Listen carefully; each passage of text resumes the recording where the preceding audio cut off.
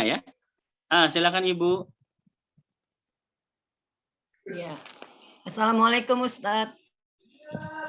Waalaikumsalam warahmatullahi wabarakatuh. Ustadz, mengenai cerita ini di Isra Mi'rajnya Rasul ya Ustadz. Itu kan perjalanannya sangat panjang, tapi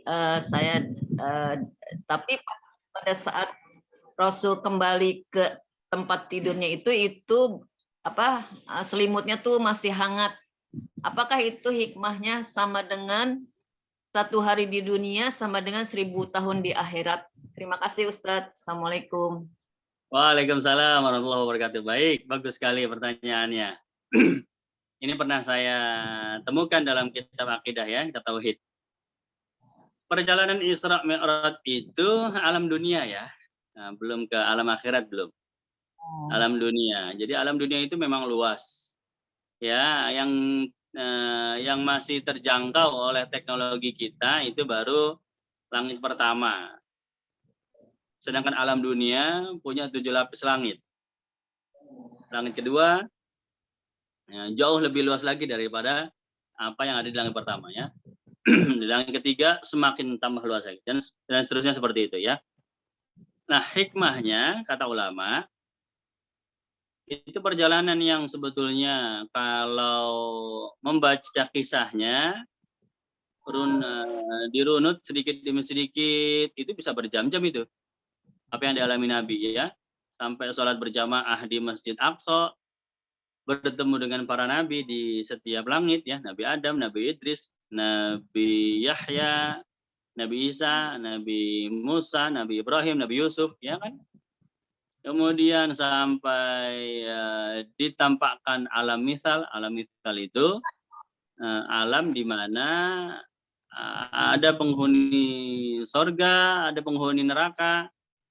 Ya, padahal neraka belum ada penghuninya, kan masih alam dunia. Neraka sudah ada, tapi penghuninya belum ada. Ya, penghuninya nanti dimasukkan ke neraka ke alam akhirat, di masa alam akhirat. Tapi yang ditampakkan oleh Nabi itu mereka yang ada di alam misal ya. Jadi alam simulasi lah kalau bahasa kitanya ya. Itu juga lama waktunya. Nabi melihat penghuni neraka kok seperti ini, seperti itu, seperti ini, seperti itu. Itu simulasi.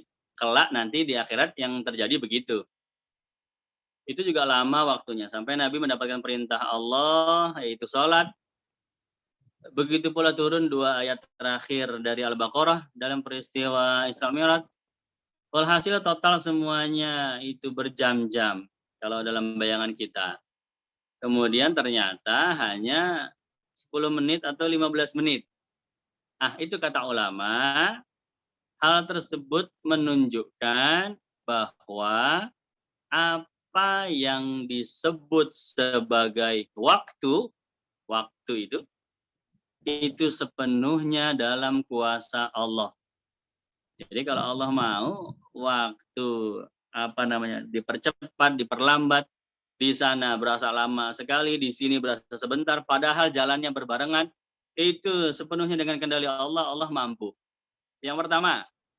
Dan yang kedua, bahwa waktu itu hanya mengikat kepada manusia. Ya.